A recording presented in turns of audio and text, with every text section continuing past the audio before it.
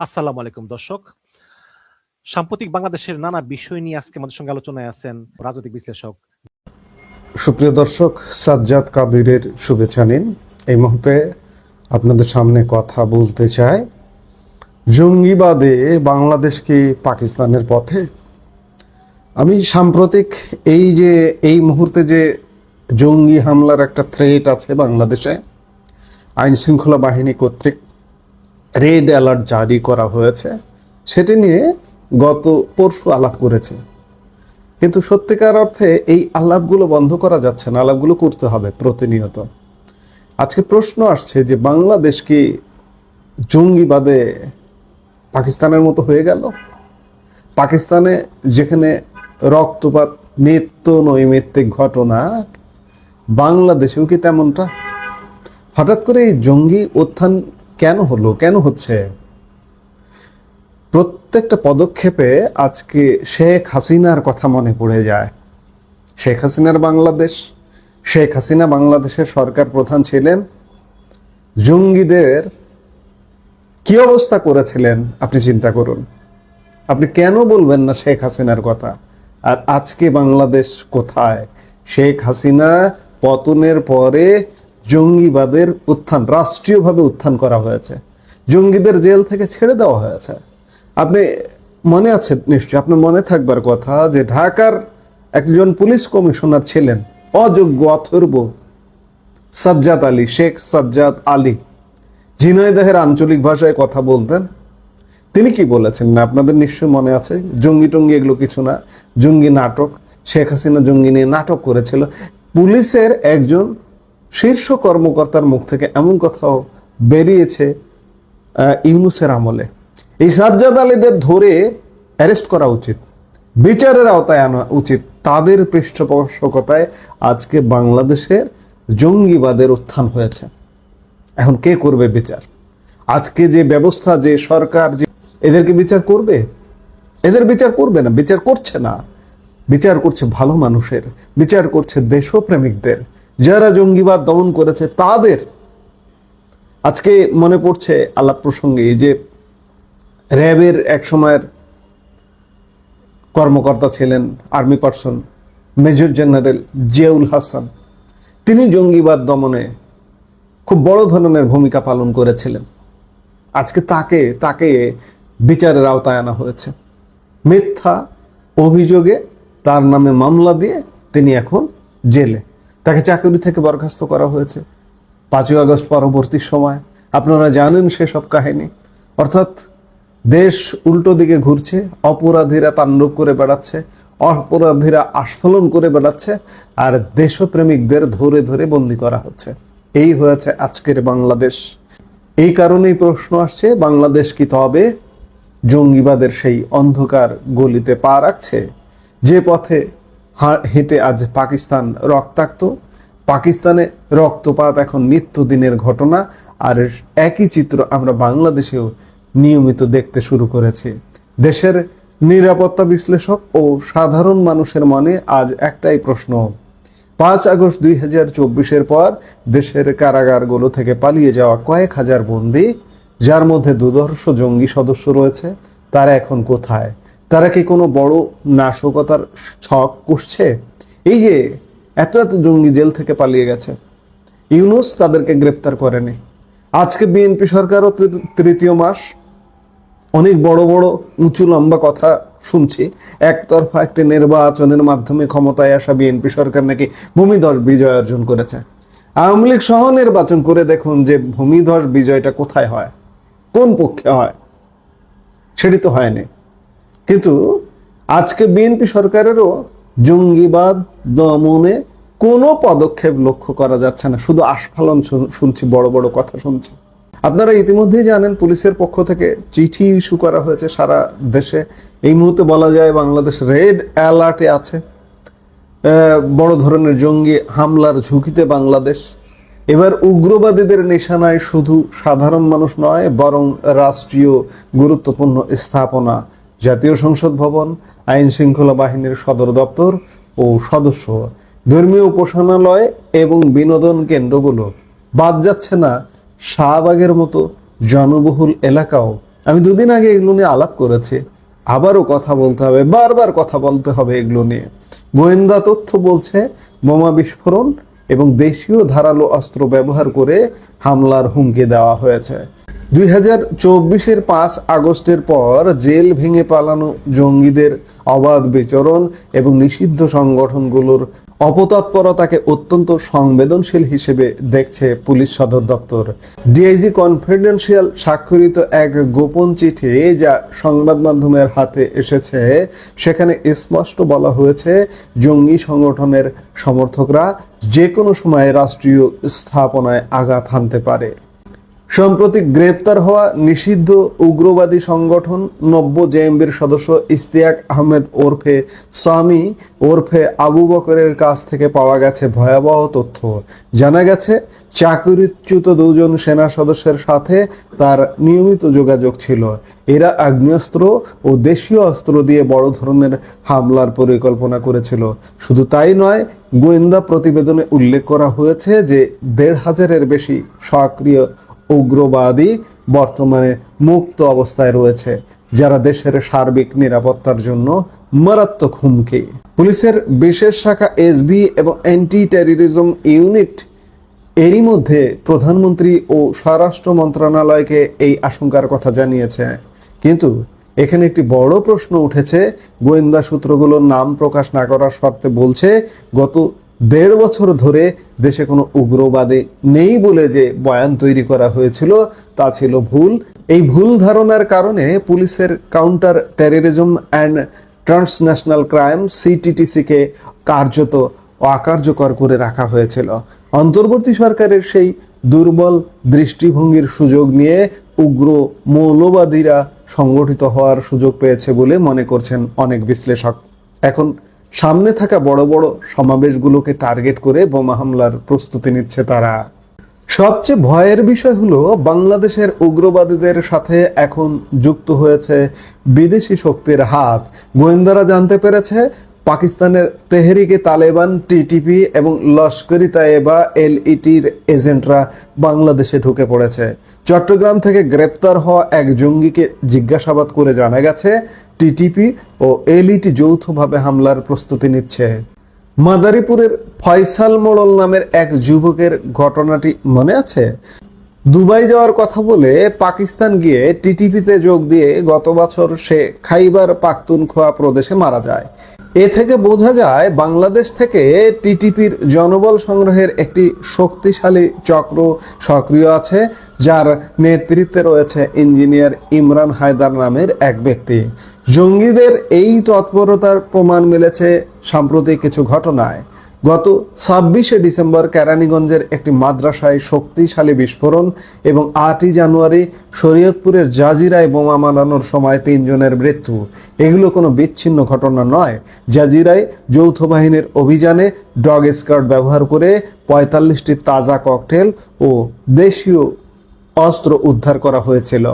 আমি শুরুতেই বলেছি ডিএমপি কমিশনার সাজ্জাদ আলীও বলেছিলেন জঙ্গি নাটক সাজানো হচ্ছে, কিন্তু বর্তমান বাস্তবতা ভিন্ন কথা বলছে।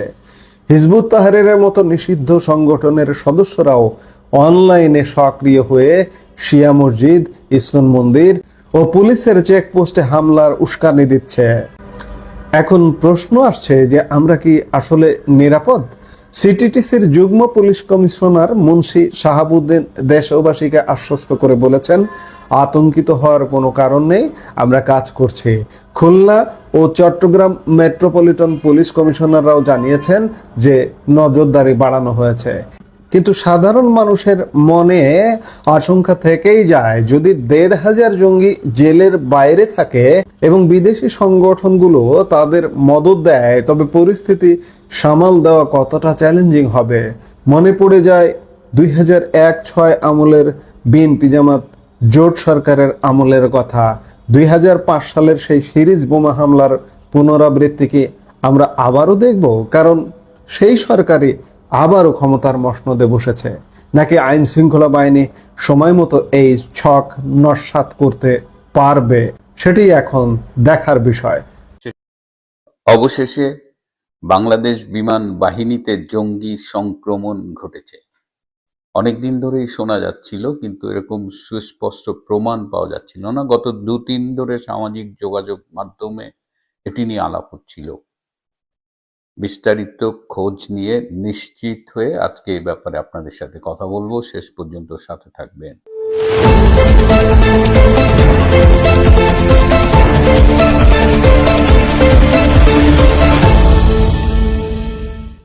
আসসালামু আলাইকুম এবং আদাব। বাংলাদেশে অনেকদিন ধরেই জঙ্গিদের উপস্থিতির কথা বলা হচ্ছিল, কিন্তু সরকারের পক্ষ থেকে, বিশেষ করে ডক্টর ইউনূসের পক্ষ থেকে এটি বরাবরই অস্বীকার করা হচ্ছিল। বাংলাদেশে আমরা দেখেছি আইসিসির পতাকার আদলে পতাকা নিয়ে রাজপথে মিছিল করতে, যখন ধানমন্ডি 32 নম্বরে মুজিব ভবন ভাঙা হচ্ছিল, সেখানেও আমরা আইসিসির অনুরূপ পতাকা দেখেছি।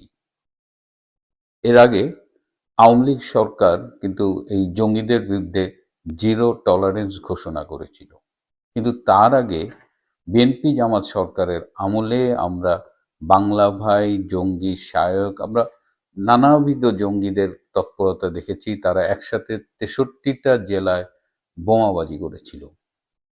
কিন্তু তারপরেও এই জঙ্গি আছে কি নেই এটি নিয়ে এক ধরনের লুকোচুরি খেলা চলতেই থাকে। একদল বলছে যে বাংলাদেশে জঙ্গি নেই, এগুলো শেখ হাসিনার সরকারের বানানো। আরেক দল আরো অনেক কথা বলছে। তার আগে একটু বলে নিই যে বিমান বাহিনীতে কি ঘটেছে, তারপরে প্রাসঙ্গিক আলোচনাগুলো করব। টিটিপি, তেহরিকে তালেবান পাকিস্তান, এরা আফগানিস্তানের যে তালেবান বাহিনী তাদেরই অনুসারী একটা ইসলামী সশস্ত্র জেহাদি গ্রুপ, যাদেরকে বলা হয় পাকিস্তানি তালেবান। এরা মূলত অপারেট করে পাকিস্তান এবং আফগানিস্তানের সীমান্ত বরাবর, এবং এরা চায় তাদের যে এরিয়ায় তারা অপারেট করে সেই প্রদেশে তারা শরিয়া আইন চালু করতে চায়। 2024 সালের জুলাই আগস্টের যে জঙ্গি অভ্যুত্থান, যাকে আমরা এই কারণেই জঙ্গি অভ্যুত্থান বলি, যে রেজিম চেঞ্জ, তারপর থেকে বাংলাদেশ হয়ে গেছে জঙ্গিদের উর্বর ভূমি। আপনারা জানেন যে 5ই আগস্টের পরে প্রায় সব জঙ্গিদের জেল থেকে মুক্তি দেওয়া হয়েছে। তার আগে নরসিংদীতে জেল ভেঙে অনেক জঙ্গি পালিয়ে গেছে, এবং তারপর থেকেই এই জঙ্গিদের উত্থান। এবং এই বাংলাদেশের এই জঙ্গি নেটওয়ার্ক গড়ে তোলার জন্য আন্তর্জাতিক অনেক জঙ্গি সংগঠনের দৃষ্টি পড়েছে, তার মধ্যে টিটিপি অন্যতম।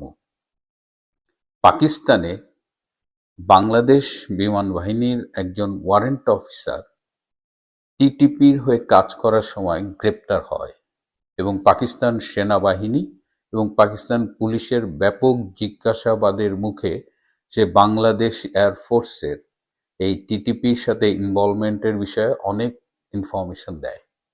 তখন কর্তৃপক্ষের টনক নড়ে, এবং তার ফলশ্রুতিতে বাংলাদেশে যে ঢাকার যে কুর্মিটোলা এয়ার খন্দকার এয়ারবেস, যশোরে মতিউর রহমান এয়ারবেস এবং চট্টগ্রামে জহুরুল হক এয়ারবেস, সেখানে তারা ব্যাপক ইনভেস্টিগেশন করে, এবং সেখানে ইনভেস্টিগেট করতে গিয়ে তারা এই টিটিপির বাংলাদেশ নেটওয়ার্কের অস্তিত্ব খুঁজে পায়।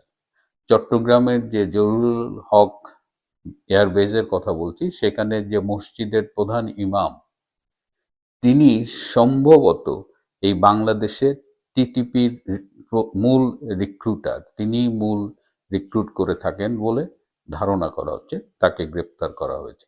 এছাড়া আরো অনেক, 2 জন স্কোয়াড্রন লিডার, 10 জন junior commission officer, warrant officer, নানান পদের এদের গ্রেপ্তার করা হয়েছে। এর বাইরে আরো প্রায় ডজন খানেককে গ্রেপ্তার করা হয়েছে, এবং তাদের ব্যাপক জিজ্ঞাসাবাদ করছে। এর মধ্যে দেখা যাচ্ছে যে 6 জন ওয়ারেন্ট অফিসার বা ওই লেভেলের, তারা তাদের কর্মস্থল থেকে ছুটি না নিয়ে বাংলাদেশ থেকে পালিয়ে গেছে, এবং সম্ভবত তারা কেউ তুরস্কে গেছে, কেউ পাকিস্তানে গেছে, কেউ পর্তুগাল গেছে, কেউ নিউজিল্যান্ড গেছে। তার মানে একটা ব্যাপক জঙ্গি তৎপরতা এই বাহিনীর সাথে ইনভলভ হয়েছে। এখন যে কথা বলছিলাম, যে বাংলাদেশে যখনই বলা হচ্ছে জঙ্গিদের তৎপরতা বাড়ছে বা জঙ্গি আছে, তখন একটা গ্রুপ বলছে জঙ্গি নেই, এটা শেখ হাসিনার সরকারের একটা খেলা, পাতানো খেলা। আবার এরাই বলছে যে এই জঙ্গি জঙ্গি ধোঁয়া তুলে আমেরিকা এদেশে সামরিক অস্ত্র বেচতে চায় বা জঙ্গিদের তৎপরতা কমানোর নামে বাংলাদেশে ঢুকতে চায়। ভারতেরও হয়তো এটা একটা মেকিং গেম, এর ফলে তারা বাংলাদেশকে চাপের মুখে রাখবে, এরকম নানাবিধ কনস্পিরেসি থিওরি দিয়ে তারা আসলে সত্যটাকে চাপা দেওয়ার চেষ্টা করছে। আজকে আমি সিডনি গিয়েছিলাম, আমাদের এই নববর্ষের মেলা আজকে হলো। বঙ্গবন্ধু কাউন্সিল অফ অস্ট্রেলিয়া, এটা অস্ট্রেলিয়ার বাঙালিদের সবচেয়ে বড় মেলা এবং এটা এখন একটা মাল্টি কালচারাল মেলা হয়ে গেছে। শুধু বাঙালিরা নয়, বিভিন্ন দেশের লোকজন এখানে পারফর্ম করে, এখানে তারা আহ, দর্শক হিসেবে বা তারা এখানে আসে, মানে এটা একটা একদম বহুজাতিক মেলা। এবং এখানে অস্ট্রেলিয়ার কেন্দ্রীয় মিনিস্টার, এমপি, বাংলাদেশি যারা বিভিন্ন কাউন্সিলর হিসেবে নির্বাচিত হয়েছে তারাও আসেন। সো এই মিলন মেলায় গিয়েছিলাম এবং আমি একটু আমার বাসা থেকে দূরে এসেছি, তো সারাদিনে প্রায় 650 কিলোমিটার ট্রাভেল করে এই মধ্যরাতে আমি এই শোটা রেকর্ড করছি। তো আসার পথে আমি বাংলাদেশে কাজ করতো, এই বিশেষ করে এই জঙ্গিদের নিয়ে কাজ করতো এরকম একজন রিটায়ার্ড পুলিশ অফিসারের সাথে কথা বলছিলাম। তো আমি তাকে বললাম যে আসলেই কি জঙ্গি আছে, নাকি এই যে কনস্পিরেসি থিওরির কথা যারা বলে যে এটা আমেরিকার বানানো গল্প, এটা ভারতের বানানো গল্প, এটা শেখ হাসিনা সরকারের একটা চাল।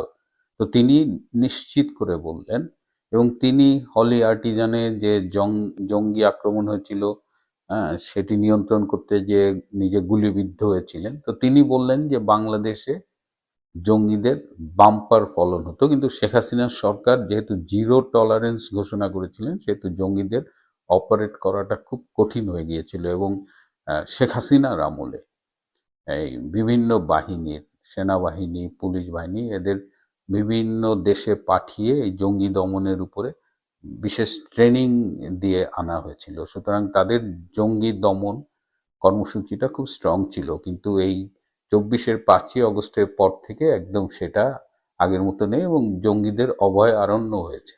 এবং একটি গুরুত্বপূর্ণ তথ্য পেয়েছি যে মহাখালীতে যে অবসরপ্রাপ্ত সামরিক কর্মকর্তাদের, আর্মিদের যে একটা ক্লাব আছে রাওয়া ক্লাব, এই রাওয়া ক্লাবে অনেক অবসরপ্রাপ্ত অফিসার রয়েছেন যারা সরাসরি বাংলাদেশে এই জঙ্গি নেটওয়ার্কের সাথে জড়িত, এবং তারা অনেকেই এই জঙ্গিবাদ সম্প্রসারণের শুধু ভূমিকায় রাখেন না, পৃষ্ঠপোষকতাও দিয়ে থাকেন। সো আমার মনে হয় যে যেহেতু বিড়ালের গলায় ঘন্টাটা পরানো হয়ে গেছে, পাকিস্তান বাংলাদেশ সরকারকে বলেছে এবং বাংলাদেশ সরকার এটা নিয়ে কাজ করেছে এবং এটি এখন আন্তর্জাতিক সংবাদ মাধ্যমেও চলে এসেছে। সুতরাং এটিকে আর আড়াল করার কিছু নেই। এই বাস্তবতা মেনে নিয়ে বাংলাদেশে জঙ্গিদের দমন করতে হবে, কারণ এই জঙ্গিরা এরা বাংলাদেশকে একদিকে যেমন অস্থির করবে, অস্থিতিশীল করবে। এই যেমন গত বছর 4 জন বাংলাদেশি পাকিস্তানে গিয়ে পাকিস্তান এই টিটিপি এদের পক্ষে পাকিস্তান বাহিনীর বিরুদ্ধে লড়াই করতে গিয়ে নিহত হয়েছেন। তাদের 3 জনের নাম জানা গেছে, একজন ফয়সাল, একজন রতন ঢালি, আর একজন জুবায়ের।